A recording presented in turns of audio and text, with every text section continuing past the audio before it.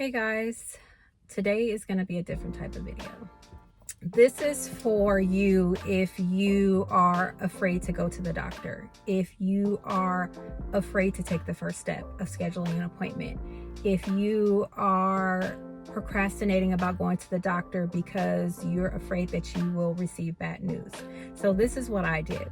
I needed to get a breast exam and I didn't go for 3 years and I was terrified to go.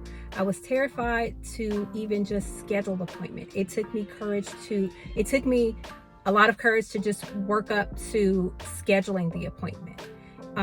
So this is what I needed, and it helped me, and it's going to help me get through making my next big appointment that I need to make, and I hope that it'll help you. So here we go. So for me, just the first step of making the appointment was the hardest. I won't say it's the hardest. It was hard to get started. The hardest part was the in-between time waiting. But the first thing that I want you to do is to pull up your Google Calendar or whatever type of calendar that you have where you put appointments, preferably something that's not static so that you'll get a pop-up reminder. So what you're gonna do is you're going to schedule an appointment to schedule an appointment. Okay, I'll repeat that one for you. You're going to schedule yourself an appointment to make an appointment. So this is going to give you time to work up the courage to make the call, okay? So that's step number one. Then the next thing you're going to do is you are going to schedule the appointment. Now, when you schedule your scheduling of the appointment, make sure that you make it for 1 to 3 days in the future. So this gives you time to procrastinate. If you're like me, you like to procrastinate and you need to mull it around in your head, like picking up the phone to make the appointment right now is just too much for some of us. So if you're someone like that, give yourself a little grace and allow yourself 1 to 3 days to actually make the appointment. So you're scheduling an appointment to schedule an appointment, okay? So 1 to 3 days out is the second part of that. So number 3, you're going to either call your doctor's office or log into your health portal to make an appointment. Now, what I found is that when I needed to schedule my breast exam, there were no appointments available and my 1-year referral was getting ready to expire. So they scheduled me an appointment, but it wasn't at a location that I wanted and it was far out. And I told the representative on the phone, I said, I've been so afraid to make this appointment. I had to work up the courage just to call. If I had just made the appointment, I would have had plenty of time in between to work out all of the fear that I had because they were scheduling me for an appointment that was maybe 3 months out. So that's going to be the next thing, is to schedule the appointment. And don't worry, for some of you, if there's a backlog of appointments, it might be a while. So you got plenty of time to, I don't want to say worry, but some of us are worriers and you might worry, but it'll just give you the time to process it, because maybe setting an appointment and going to the appointment in a day or two can be overwhelming and it can just be too much for some of us. So you're going to schedule the appointment.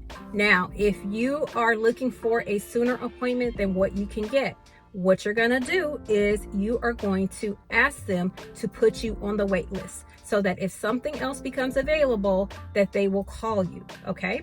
So for me, the appointment was far out and it was further out than I wanted because I had finally worked up the courage where like, yes, okay, now I can go to this appointment.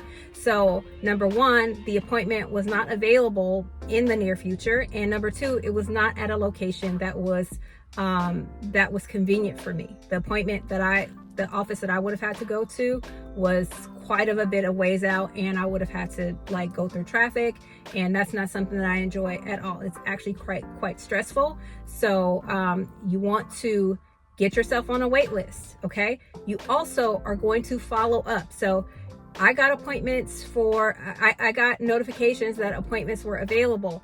If you get a notification that an appointment is available, you need to respond immediately.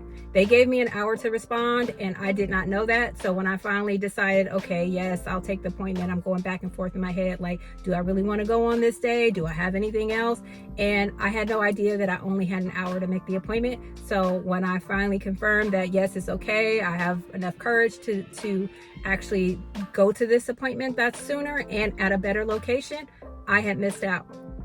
So even if for the healthcare service that I use, even if I don't take the appointment, they'll still continue to send updates if there's something that becomes available. Now, another thing that you can do is, if you still are finding that you haven't gotten an appointment soon enough, or it's not at a location that you want, call and check yourself, because I was able to call the day before my appointment that was far away. I did eventually get an appointment that was sooner, but it was still at this far away location, and I really did not want to go there. So I called and they said, oh yes, we have appointments available Sunday morning. And I think it was like football with the Super Bowl on Sunday, and there were a lot of appointments available that morning. I had at least 3 that I could choose from. They never sent me a notification. I didn't even know that they were open on Sunday, but they were. So you got to do your due diligence and follow up as well. Okay, so next you are going to, this is a very important step for you if you're someone who struggles. You're going to ask a friend or a loved one to be your healthcare, like your health partner. So this person is the person you're going to check in with and say, hey, you know, I need to schedule this appointment, or I have scheduled this appointment, but I'm really afraid about going, and just explain to them what your fears are. And ideally, this should be someone who would support you in what you're doing, and not just tell you, oh, you're being irrational and you're, you know, putting a lot of blame and shame on you. This is someone who should support you and make you feel comfortable and at ease, and should be sort of a touch point between you, your provider, and the care that you're getting, and what the correspondence is. So for me, I had a friend and I told her, like, hey, this is what I'm going through. I haven't been in 3 years. I'm afraid, blah, blah, blah. And she shared with me that she had a similar journey that she was going on. She had something else going on as well with her breast. And so we were kind of able to connect on that and share our experience. So that it made it a little bit less scary for me. Actually, it made it a lot less scary. I'm not going to say a little bit. I can't understate how important it is to have someone to be there that helps you and supports you. This can also be your partner. It doesn't have to be a friend. It can be any loved one. I also share with my husband too that I was at some point, I let him know, like, hey, I'm really afraid about going. I'm really nervous. I know, you know, he wasn't able to go with me, and if this person can go with you to an appointment, that's really helpful as well. Or if you don't want to ask them to go, just ask them to be your support person. So then you are going to go to your appointment and celebrate your progress, okay? Because you took a really big step. For some people, it seems like, duh, this is obvious. This is very easy. Just make an appointment and go. It's that simple. For some of us, it really is not that simple.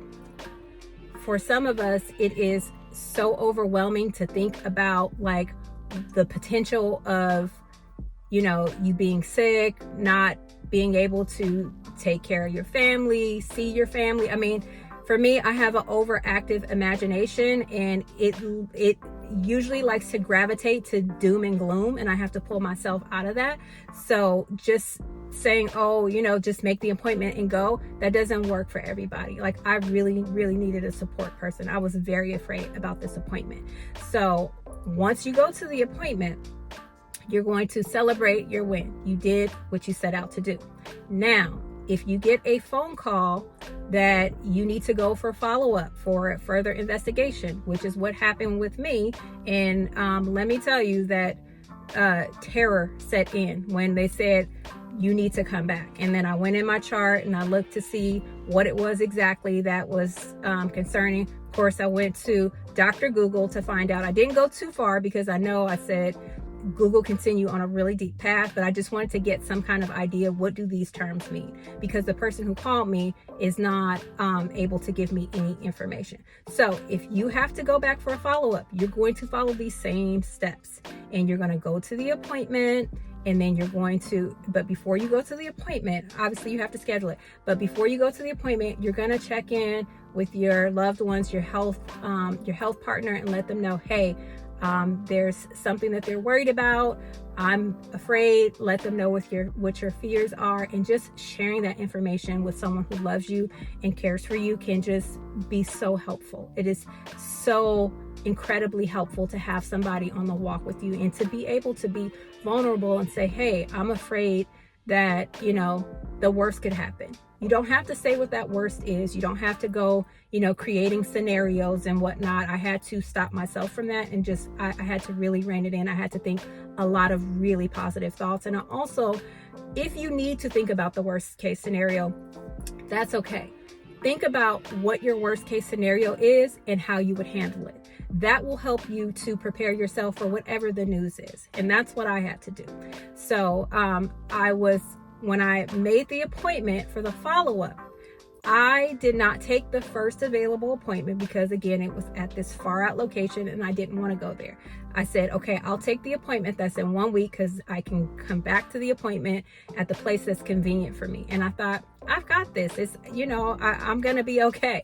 But panic did set in during that time. And I talked to my therapist, and she was the one who actually advised that I talk to my husband and let him know how I was feeling and see how he could support me. But I also knew that I needed to talk to my girlfriend, because there's just something about girlfriends. Like, your husbands they're there and they're lovely, but they don't always quite give you the same kind of support as your girlfriends and someone who maybe is going through something similar or who has gone through something similar. It's just a different dynamic. So once you go to that appointment, you're going to, again, share with your health partner, your loved ones, like, hey, I just came out of the appointment. And if you're lucky, for me, when I had to go back for my breast exam, I had to do the radiation, but I also did an ultrasound, and they give you the results right there. So you don't have to have an excruciating month of waiting to find out what's going on. They gave me the information right there. So as soon as I got to the parking lot, I texted my husband, I texted my friend, I think I texted my kids, my mom, let everybody know, hey, good news, I'm okay. Because I was worried, and I knew that other people were worried about me. And so it was amazing, the outpouring of love. I'm getting emotional because this was really scary for me. I was afraid to go for 3 years. I was afraid that I would find out something. I was afraid that if I'm exposing myself to radiation, that could actually cause cancer. There are a lot of rumors and things running out there that getting detected, getting a breast exam, with not just a manual breast exam using the radiology, that the radiation can cause cancer. These are all things that I heard, and I just didn't know what is what. And I asked the technician when I was there, how much radiation is it? What is it equivalent to? I'm a person who, you will rarely ever see me put my phone up to my ear. I talk on speakerphone. If I have to put my phone up to my ear, I usually keep it maybe an inch or two away. I rarely ever put it up to my ear. I'm very afraid of radiation, or I have been. Just scheduling this appointment, going to the appointment, finding out there's something that they're concerned about, going back to the appointment, it was a very, very scary time for me. And during that week, I just could not focus on much. I had to keep redirecting my thoughts because I had negative thoughts. I had to keep redirecting my thoughts, thinking positive thoughts. And I was talking to my friend, checking in like, hey, my appointment is coming up. This is what they found. I'm afraid, but I'm okay. And, I didn't want to talk about it too much because I didn't want to put that negativity into the air, but I just let them know like, hey, this is what's going on. And I knew that she was, had me in her well wishes, and my family as well. Everyone knew what was going on. And so when I got the good news and I let everybody know, everybody texted me back like, that's great, I'm so happy, I'm so relieved, whatever, because these are all people that are my family and my friend. These are people who genuinely love me, not just random people. So I hope that this will help you, and I'm going to follow my own advice, and I'm now going to schedule another big checkup that I have to do. The regular appointments are fine, like just going for a doctor's visit. I've done those so many times that it just has become normal to me. I sometimes procrastinate at making an appointment, and yesterday I actually did it. I'm usually not afraid to go to those appointments. It's usually the big ones like breast exam, colonoscopy. Those are the ones that are like, I'm afraid, because they are actually looking for something.